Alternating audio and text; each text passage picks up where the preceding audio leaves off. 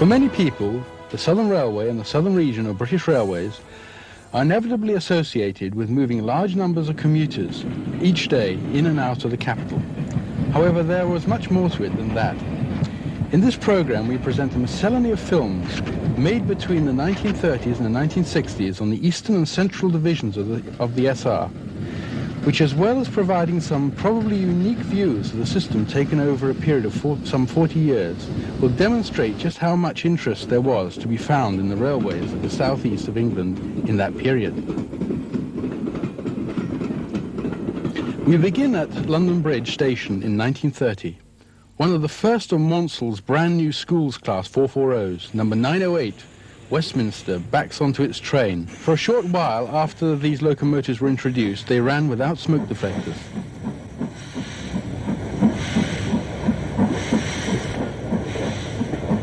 Still at London Bridge, we have some rare Dufay-colour footage taken in 1938 of 1491, a Wainwright E-Class 440. An E4 class 062 tank is in the goods yard at Sutton as an L12 440 424 arrives with the Portsmouth train.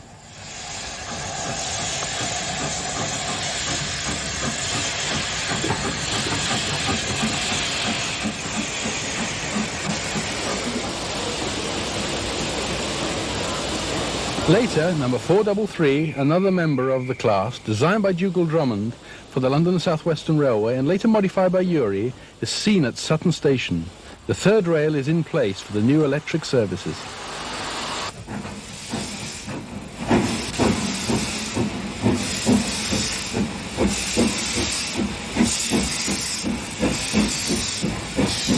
St. Paul's today looks down over a very different London skyline to that of the early 1930s.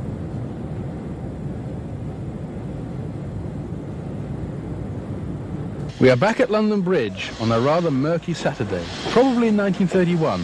A former London Brighton South Coast Railway 464 tank, number B327, leaves the station with the 2 o'clock Saturdays only for Brighton.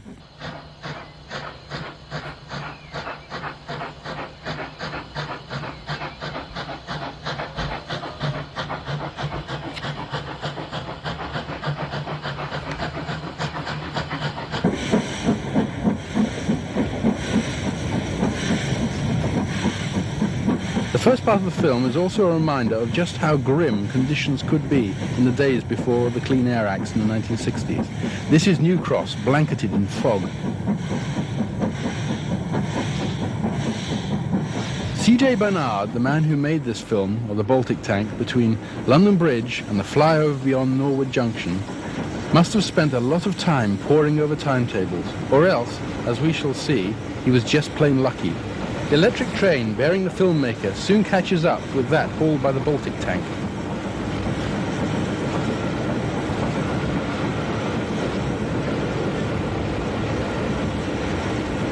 Though the steam train catches up when the electric unit stops.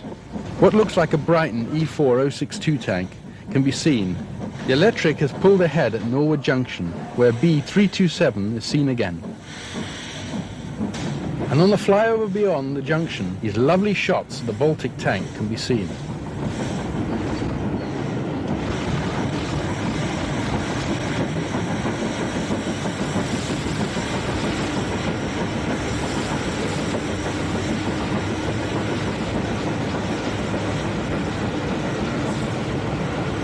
Moving on to East Croydon, one of Maunsell's N-class moguls, introduced on the Southeastern and Chatham in 1917, passes through the station. Like many Eastern Division mainline trains in the 1930s, the formation includes Pullmans.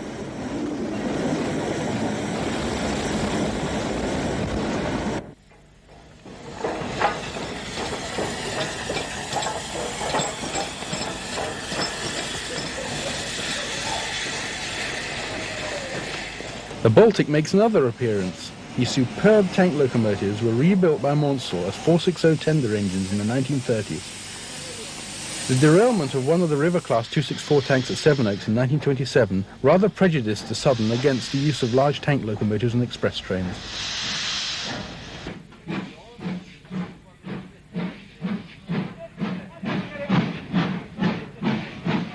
A King Arthur on the down Southern Bell completes this sequence at East Croydon. We have now gone down the southeastern main line to Sandling Junction near Folkestone.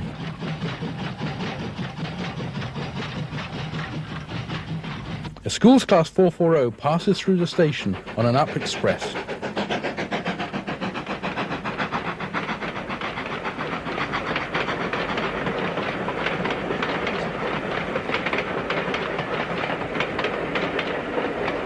The branch to Hythe and Sandgate, which closed completely in 1951, diverges here.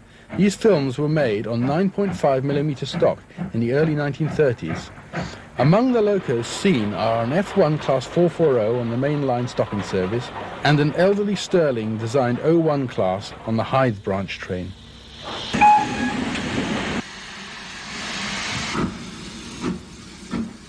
A Lord Nelson 460 passes through Sandling Junction with a boat train consisting of a typical southern mixture of Pullmans and ordinary stock. The next part of the programme concentrates on Folkestone, and in particular the branch to Folkestone Harbour. Our films of this line will span a period of nearly 30 years. Another Lord Nelson, this time at Folkestone Junction, where the harbour branch diverges. An R1 class 060 tank drifts down towards the harbour with vans consisting of passengers' luggage. This is shortly followed by the boat train itself, hauled by another R1.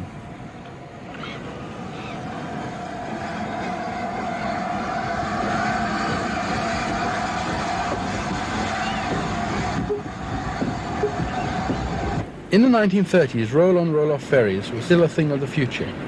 This is how cars for the continent were dealt with at Folkestone Harbour at that time.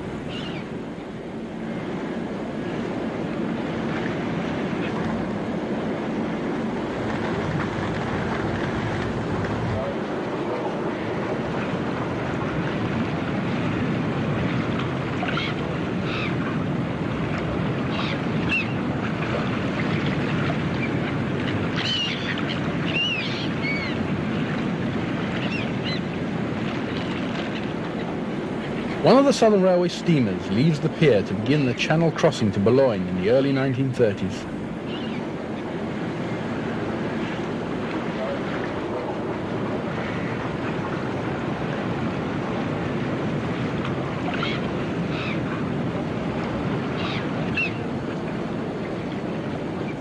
Shunting at the harbour is one of the former Southeastern and Chatham P-Class 060s, number 27. This loco was preserved on withdrawal over 30 years later and can now be seen on the Bluebell Railway in Sussex.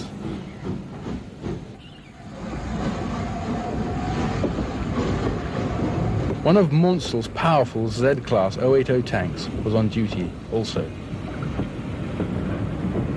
Though it was only 3/4 of a mile long, double-track Folkestone Harbour branch was one of the most spectacular sections of railway in the whole of the British Isles.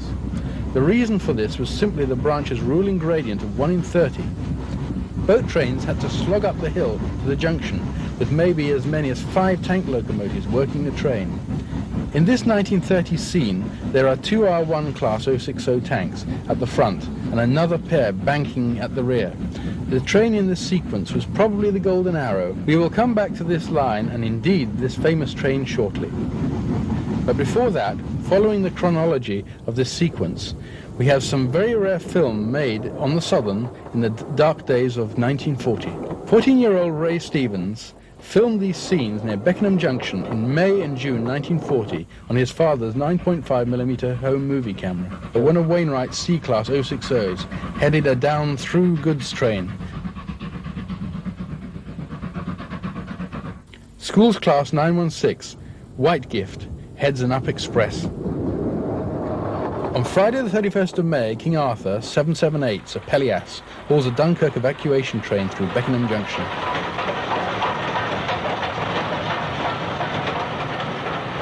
This is followed by C-Class 060 1572 on a down goods. The boy filming the train is now chairman of the society which has preserved 592 of the class, which is now preserved on the Bluebell Railway.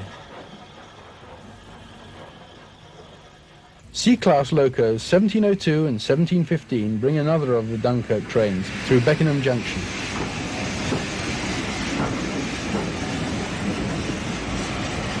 E-Class 1175 powers a train of GWR stock containing more soldiers rescued by the little ships. The loco of the next train, one of 600 run in the space of a week to move some 335,000 men, is L-Class 440 1773. Built ironically by Borsig of Berlin in 1914, one of only 10 German-built mainline locomotives ever to run in Britain. A down goods in charge of a U1 Class 260, number 1904, heads towards the junction.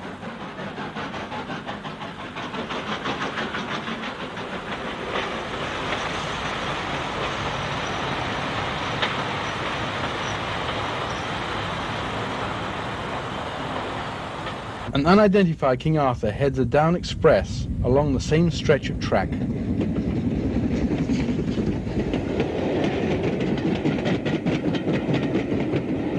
Finally in this sequence, some scenes shot at Orpington in June 1940, as a Schools Class 440 approaches the station. A C-Class 060 and an H-Class tank are glimpsed in the yard. A Schools Class on an up express passes the carriage shed, which bears signs of damage by enemy action. The phony war was definitely over. Back at Folkestone Harbour to observe the changing scene on the branch in the 1950s, a steamer from France reverses into her berth. A train comes down the incline to the harbour to meet it with an R1060 tank in charge.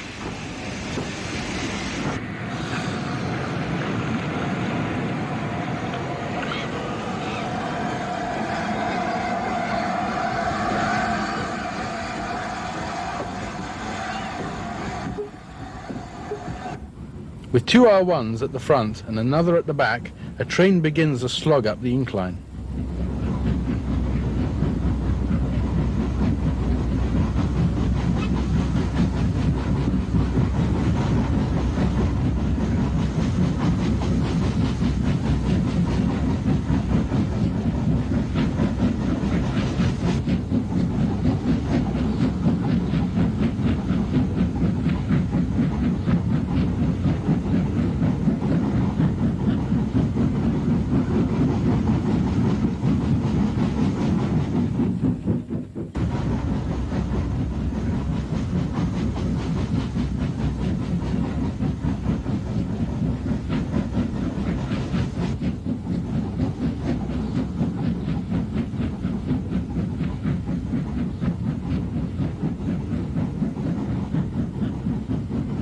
Seen further up the incline on another occasion, this time with three R1s on the front and one on the back, the odd coach being a blood and custard vehicle.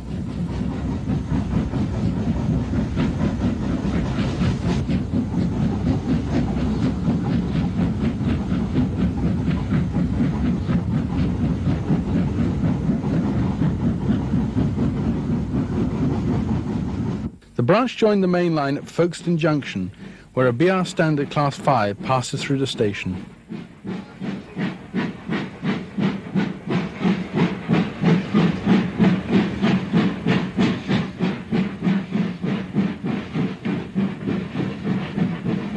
A bullied light Pacific in original condition passes through without stopping on a boat train service for Dover.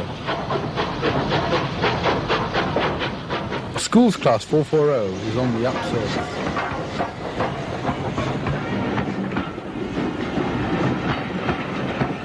In the late 1950s, rebuilt Bully Pacifics were a common sight in Kent, in this period before many of these lines were electrified.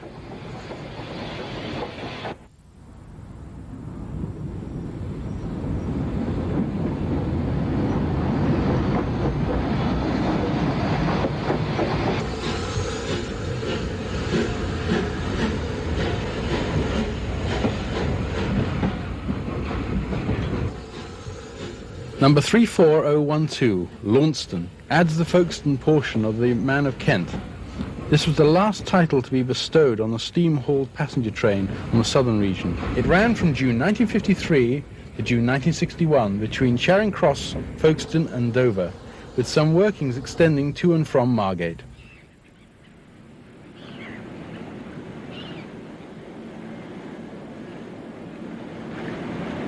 Back at Folkestone Harbour, the SS Deal is being loaded. and the change of motive power on the incline has become apparent.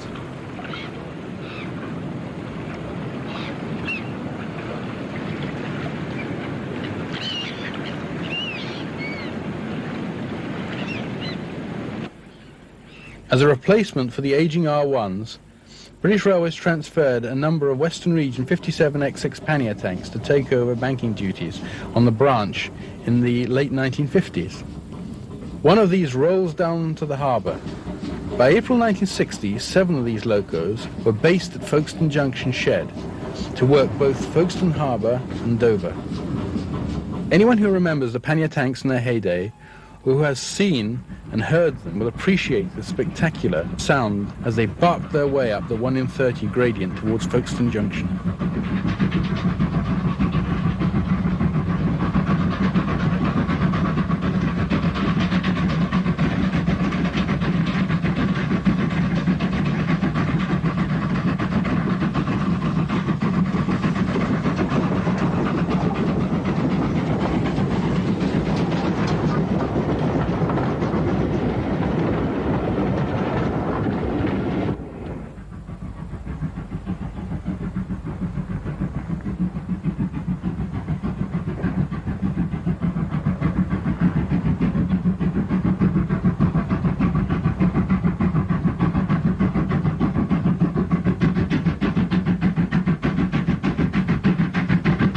Two pannier tanks leave the harbour station with a train of 10 carriages and a van. The original harbour at Folkestone was built for the Admiralty at the time of the Napoleonic Wars by Thomas Telford. It was silted up and was virtually derelict when purchased by the South Eastern Railway in 1843. At first, sailings were subjected to tidal restrictions, but improvements to the harbour throughout the 19th century enabled it both to cope with the increasing size of steamers and also for it to be navigable at all phases of the tide. Between 1952 and 1960, the Golden Arrow returned to Folkestone Harbour for the outward journey. It left Victoria at 1 p.m, arriving at the harbour around 2:30. However, as the return service was via Dover, the empty stock had to be moved to there in time for the 4:58 p.m. departure for London. A Great Western pannier tank brings this typically southern train into Folkestone Harbour station. Luggage containers conveyed on the second vehicle are later seen being craned onto the ship, are identical to those observed in the 1930s sequence.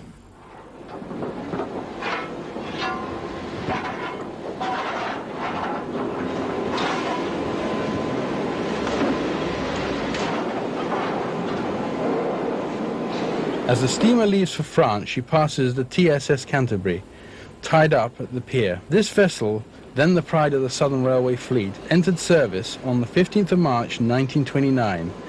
Before leaving Folkestone, there is the chance to revisit Sandling Junction, last seen in the 1930s.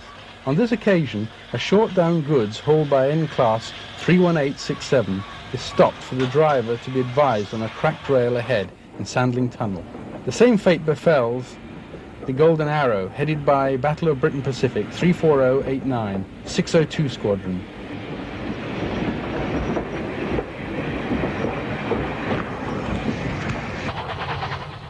With a characteristic slip, the Pacific gets her train underway. Our final scenes, featuring the Golden Arrow, one of the most famous trains on the Southern, are at Victoria and Paddock Wood, following the introduction of the BR Standard Pacifics. From 1951 to 1958, when the Britannias were transferred away from the Southern region, the train was regularly entrusted to 2 members of the class, based at Stewards Lane Shed in London. The end of an era came on the 11th of June 1961, when this famous train was hauled by steam for the last time.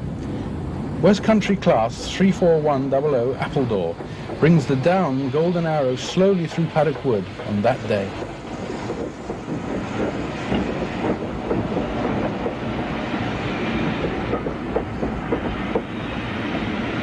The Southern Railway and the Southern region of British Railways were the biggest users of Pullmans in Britain. The crowds are out near Chipstead on the line to Tattenham Corner on the 6th of June 1953 to see the Royal Train, headed by Schools Class 440 30915 Brighton, which was taking the royal party to see the Derby.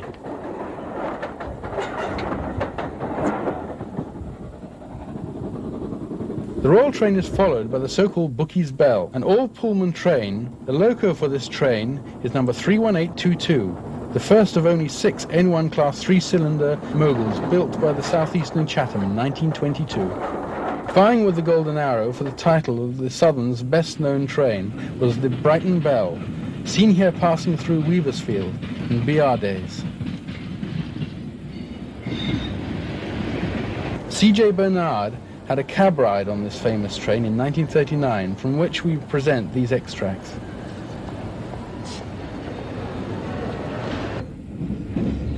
As the train leaves Victoria, an interloper in the form of a Drummond-designed T9 440, complete with its 8-wheel tender, is seen.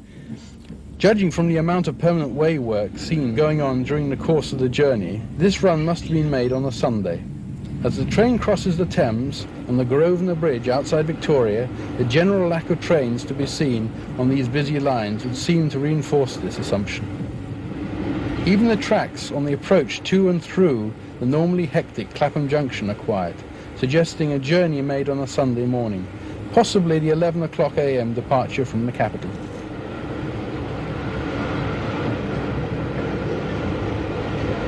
We saw the precursor of this famous train earlier in the programme. This was the Southern Bell, which first ran between Victoria and Brighton in 1908. When the Brighton line was electrified, 3 5-car all-Pullman electric multiple units were ordered by the Southern Railway. These began to operate the Southern Bell from the 1st of January 1933, and electric services on the Brighton line commenced. It was here at East Croydon that the steam haul Southern Bell was seen earlier in the programme. 3 units were the first and only all-Pullman electric multiple units in the world. The name of the service was changed from the Southern Bell to that of the Brighton Bell on the 29th of June 1934. The original units continued to operate the service until they were withdrawn by British Rail in April 1972. With the exception of some years during the war, when all Southern Pullmans were withdrawn, unit number 3052 was damaged in an air raid at Victoria in October 1940. But was subsequently repaired, being ready for traffic at the time when all Pullman services resumed on the Southern in October 1947. Look at the condition of the railway in these scenes. The tracks are not covered in litter, and the trackside environment and vegetation are beautifully maintained. Quite a different picture to that which pertains today.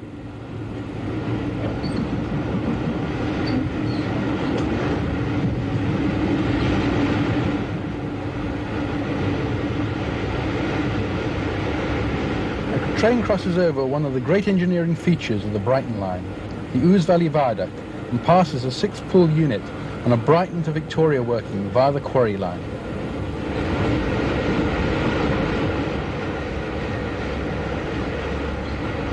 The train halted at the signal is headed by an E-Class 440 and composed of ex-Southeastern and Chatham stock.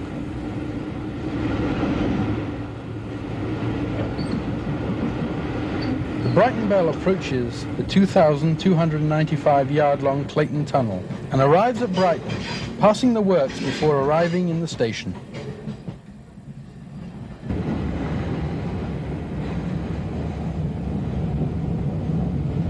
We stay with the LBSCR for the next part of the programme, which features vintage Brighton steam classes, starting with the most elegant of designs, the H2 class Atlantics, represented here by number 32425, Traverse Head.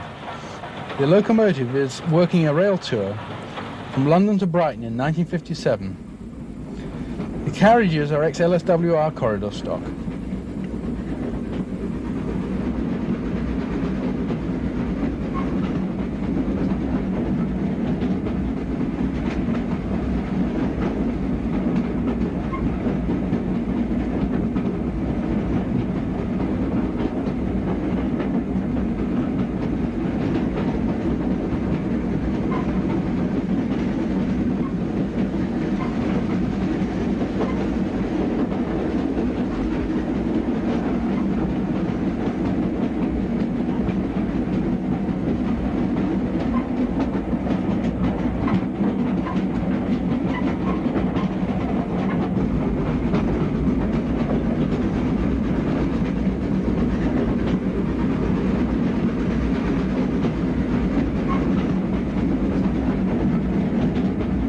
Viewers will recall the footage of one of the Brighton Baltic tanks seen earlier in the programme, and that these locomotives were subsequently rebuilt by Maunsell into 460s.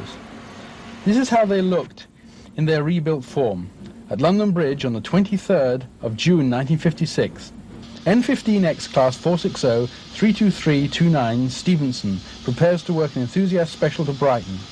This was one of the last of these rebuilt locomotives to remain in service and was withdrawn later that year.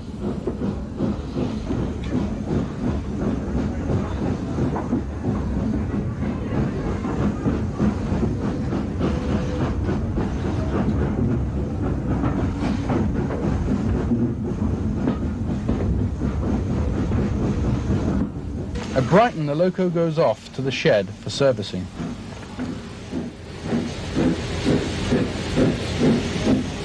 Also at Brighton, on the 5th of October 1952, the works pilot, an A1X060 tank, number 377S, one of Stroudley's famous Terrier tanks. Designed going back to 1872, this locomotive was repainted in 1947 in Stroudley's distinctive yellow livery. Number 377S was an example of Marsh's rebuilding of the class in 1911.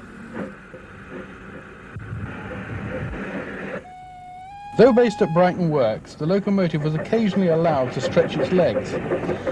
Here it hauls the enthusiast special on the goods-only Kemp Town branch in Brighton. This line lost its passenger services in 1933.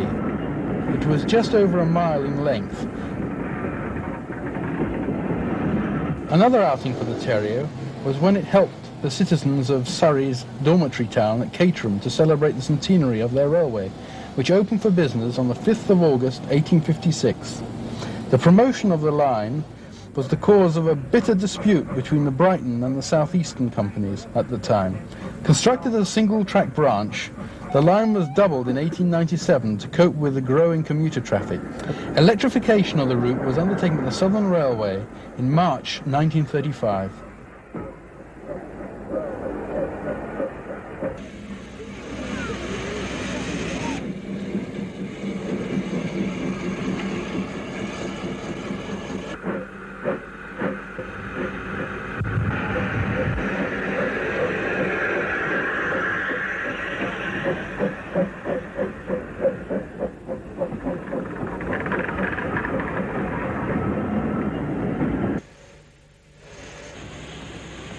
This is Amberley on the Mid-Sussex line in April 1952.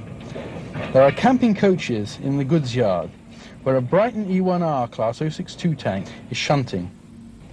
On the main line, one of the pair of Bulleid's diesel-electric locomotives thunders through with a goods train. At Amberley could be seen this remarkable Aveling and Porter 040 locomotive, which was employed at a nearby lime works.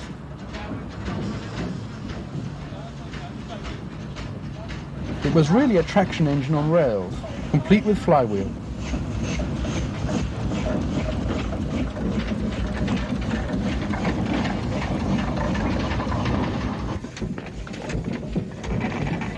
And now a reminder of an industry which played an important role in North Kent and which generated a great deal of traffic for the railways.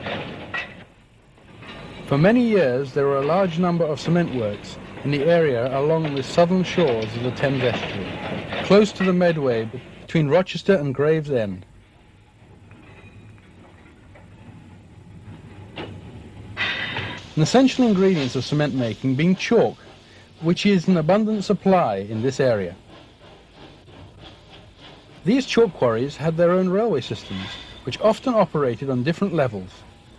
One of the largest of these systems was at Swanscombe, which opened in 1825, owned by APCM Limited, Associated Portland Cement, originally built to a gauge of 3 foot 5.5 inches. This was later rebuilt in 1929 to standard gauge.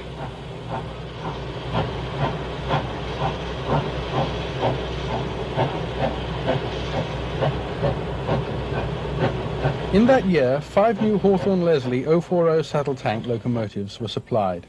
Later, a further locomotive arrived from the same builder in 1935. The final locomotive was supplied by Robert Stephenson Hawthorne in 1948. The locomotives were originally painted in an attractive light green livery and were kept clean.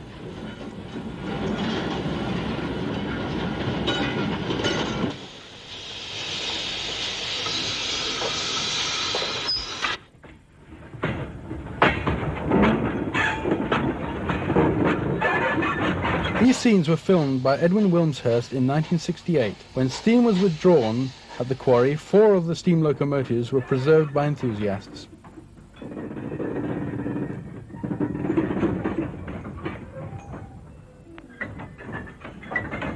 The next part of the programme will take us on a tour of some closed but certainly not forgotten lines which traverse the lush countryside of Sussex. This is the Cuckoo Line from Polegate through Hailsham to Erridge, which opened throughout in 1881. Built by the LBSCR, it never amounted to much more than a meandering secondary route, which was never electrified and was closed throughout in 1963.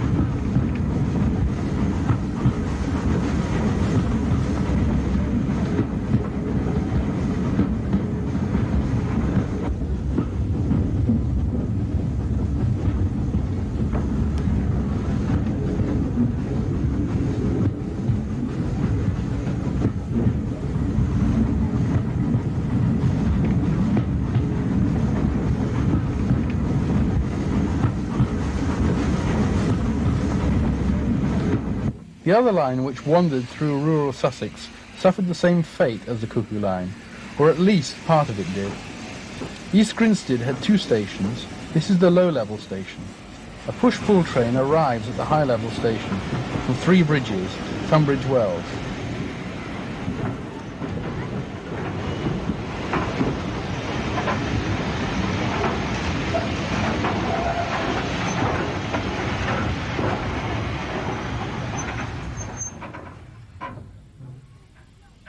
Back at the low-level station, a train approaches from the south on a line known then and now as the Bluebell Railway.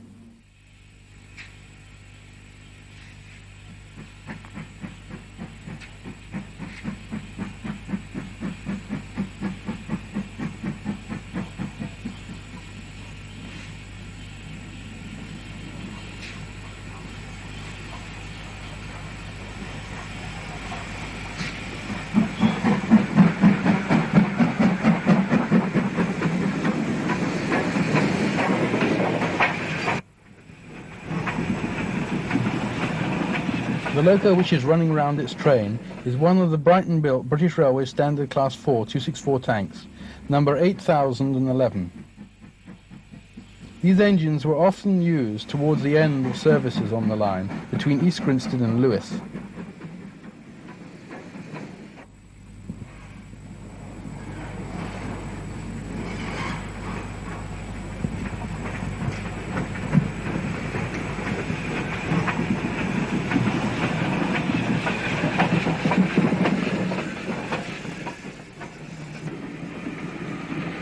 Having run round its train, the tank engine shunts the stock into the other platform before departure.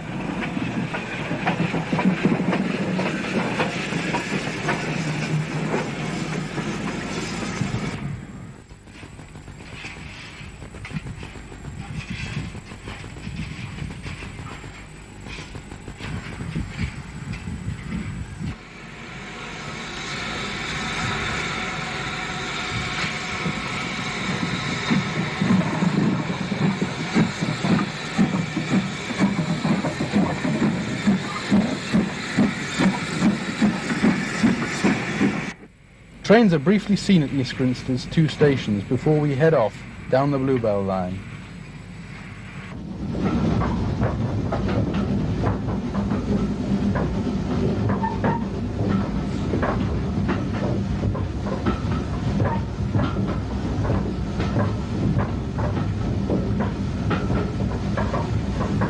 What was to become known as the Bluebell line was opened in the early 1880s to connect East Grinstead to Lewes. In 1883, a link 3 miles long was opened from Horsted Keynes on this route, joining the main Brighton line at Copyhold Junction. The electrified line to Copyhold Junction is seen here, diverging to the right of the picture.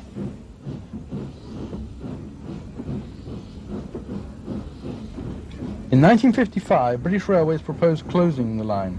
This was to come into effect on the 25th of May 1955. However, in true Ealing comedy fashion, a few locals discovered a clause in the original Act of Parliament which had authorised the construction of the line, stating that the original stations were to remain open in perpetuity. This is Sheffield Park, the present-day southern terminus of the route. A perplexed BR was forced to resume services, though it did so with such bad grace that these trains pointedly did not call at stations that were not mentioned in the original Act. A clause enabling BR to close the line was inserted in a subsequent piece of legislation, and the last trains ran in March 1958. The stay of execution allowed a preservation scheme to be launched, and the Bluebell Railway Preservation Society became a pioneer of standard gauge railway preservation in Britain.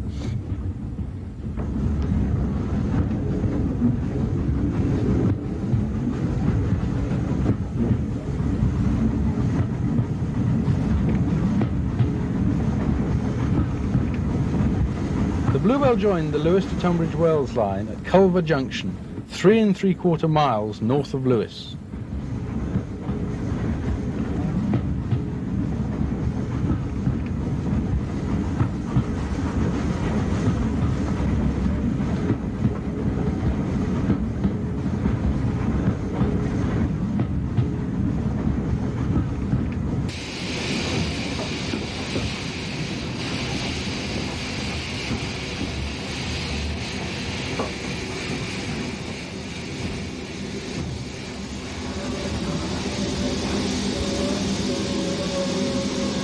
At Lewes, a 2-bill electric unit arrives at the station on a service from Seaford.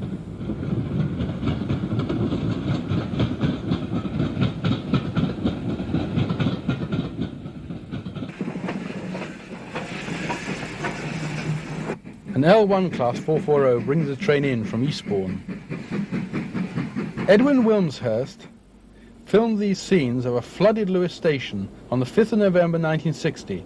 It is hard to believe that trains could still get through in such conditions, but they did. K-Class Mogul 32348 splashes out of the station on a Brighton to Eastbourne train.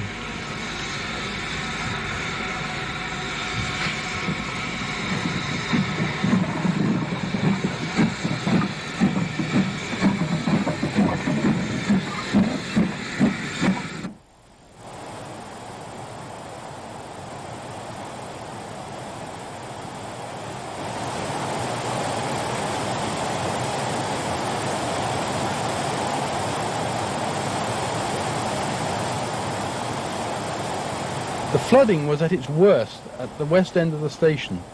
There would be no trains from this station for London via Culver Junction on this day. Back to the Bluebell now. This is Horsted Keynes, in the last week of BR services between Lewes and East Grinstead. A standard class 4 264 tank heads north out of the station.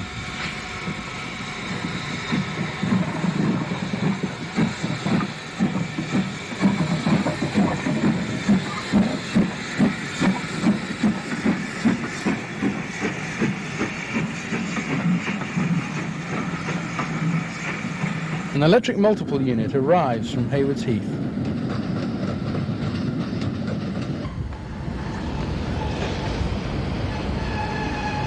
A southbound service appears. Normal branch set has been reinforced to accommodate those wishing to travel on the line before closure. The headboard on the tank will later be the right way around when the train returns with the final service.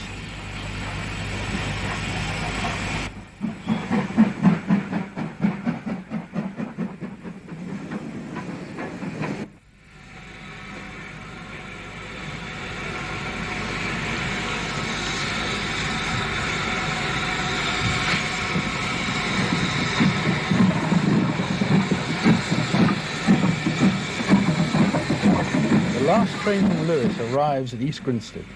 To a cacophony of whistles and exploding detonators, the last train to East Grinstead.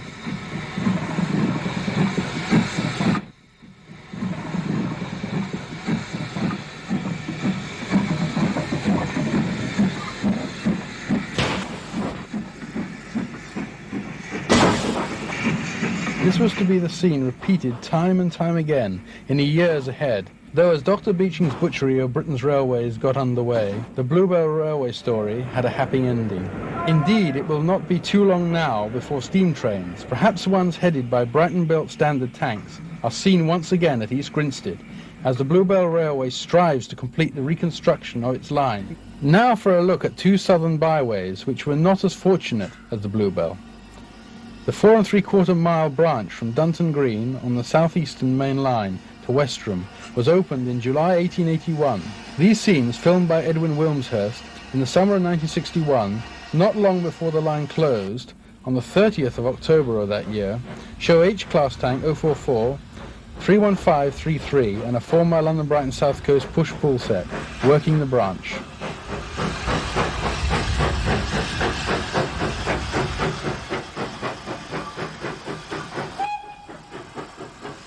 Braested Halt was the first stop out of Westerham.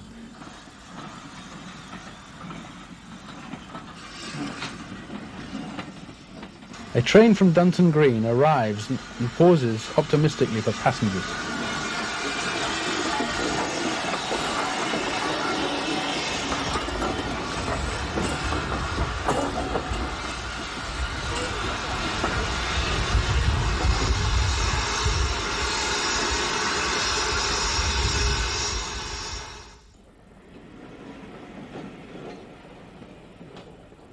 Another Westerham-bound train arrives at the next station, Chevening Halt.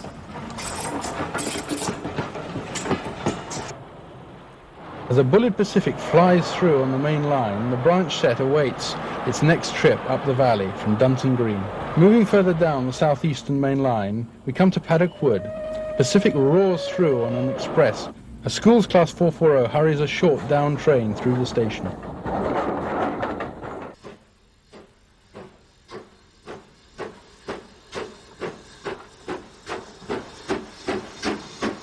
A Mansfield Mogul on the stopping train leaves Paddock Wood almost simultaneously with the train for the Hawkhurst branch. An H-class 044 tank in charge of the branch line push-pull set.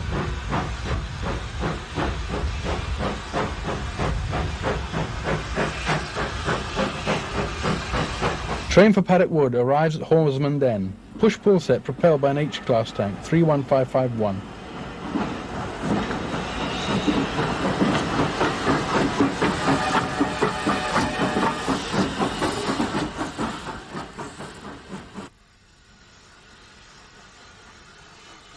A train for Hawkhurst calls at the station.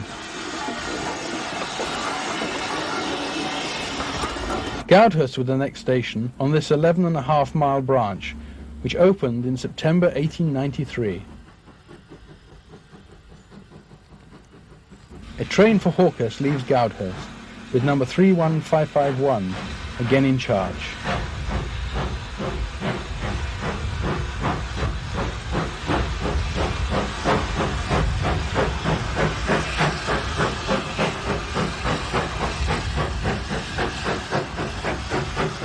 Closure notices were already posted at Cranbrook as number 31551 leaves there for Hawkhurst.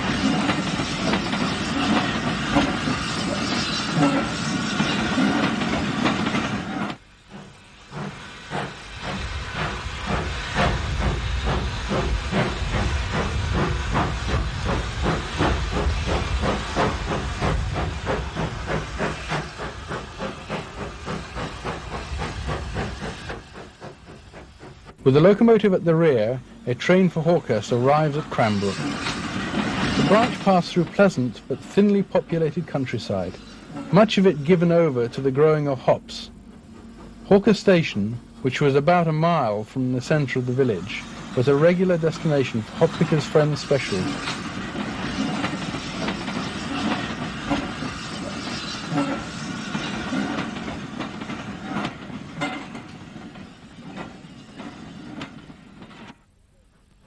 The branch was steeply graded, and the tank engine had to work hard on their push-pull trains.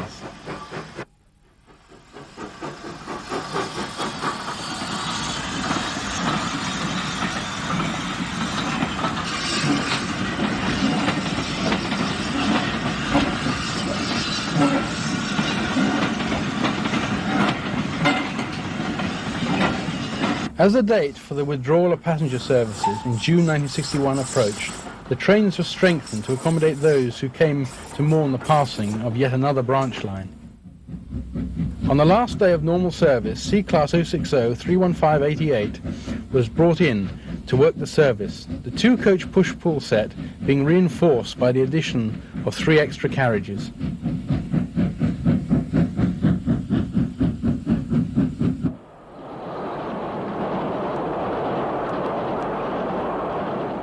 On the 11th of June 1961, the Locomotive Club of Great Britain organised a special train to say goodbye to the branch. This was powered by 2 former South Eastern 060s, O1 Class 31065 and C Class 31592. The train is seen here near Horsman Den.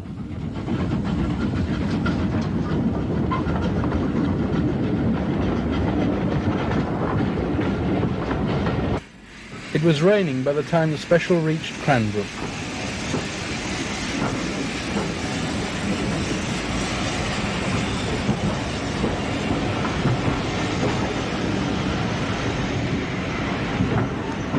Our final scenes of the branch were appropriately enough filmed at Hawkhurst.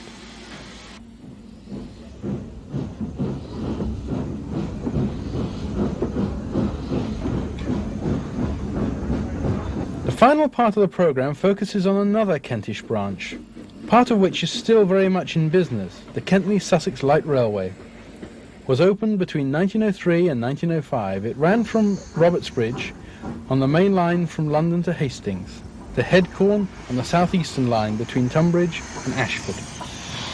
The Kentney-Sussex was operated as a light railway under the provisions of the Light Railways Act 1896. It came to be run by W.H. Austin, successor to the famous Colonel Stevens, who managed a nondescript collection of light railways from an office in Tunbridge. The line survived to become part of British Railways in 1948. This very rare 9.5mm film was taken by Jim Joyce in 1952, shortly before the line's closure in January 1954.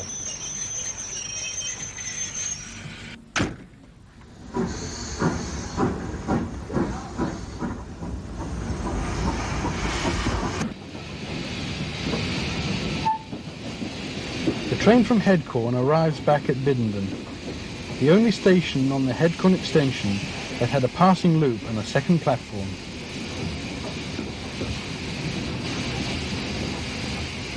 Through the trees and hedgerows.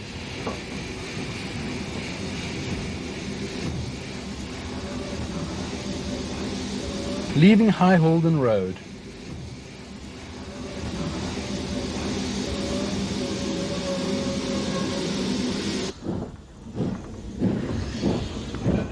We are passing St. Michael's Halt. We now arrive at Rolvenden. The 01-31070 shunts its stock. This is the only known footage of Rolvenden Steamshed, with ex-Kentney-Sussex No. 3 Bodiam, now 32670 on shed. Behind we can see the station. Note the gates, and the 01 preparing to go up to Tenterden Town.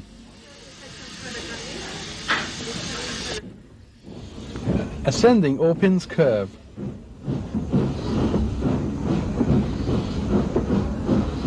On a different day, 31070 and an ex-London and South Western Railway bogie brake and SR brake van ascends Tenterden Bank towards St Mildred's Church. At Tenterden Town Station, a unique view showing the station, its second platform, 3-arm signal and the water tank. Later the same day, number 3, 326070, couples up to a birdcage brake at Tenterden Town Station for a trip to Robertsbridge Junction. 32670 shunts its train at Robertsbridge Junction. The line became freight only from January 1954 until June 1961.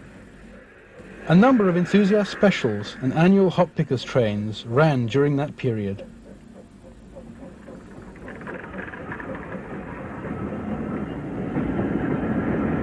Because of weight restrictions, trains requiring 2 locomotives had to have a second engine bringing up the rear. This train was organised by the Locomotive Club of Great Britain, named the South Eastern Limited, and toured the line in 1961. Henton and Bank with 32670 at the rear.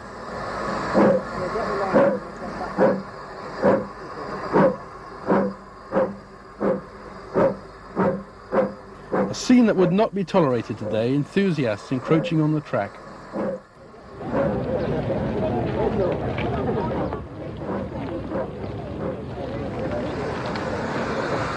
The train returns to Rolvenden for the last time. Note the desolation compared with earlier scenes. Bodiam in the late 1920s. Locomotive number 8, Hesperus, ex-Great Western Ringing Rock, with a train of ex-London and South Western 6-wheel stock. The loco, running as an 042 saddle tank, charges across the ungated level crossings, so typical of a Colonel Stevens rural light railway.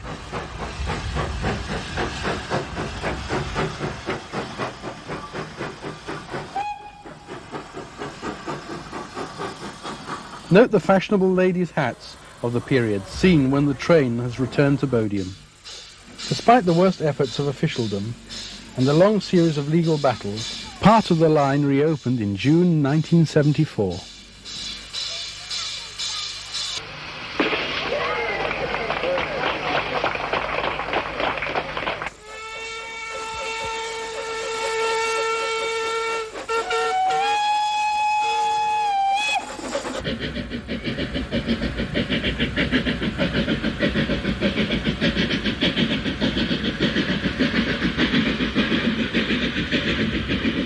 This videotape is dedicated to the memory of Charles Kensley, 1901 to 1974. Southern Railway engineman, his inspiration to younger members of the railway was a great help in the early days.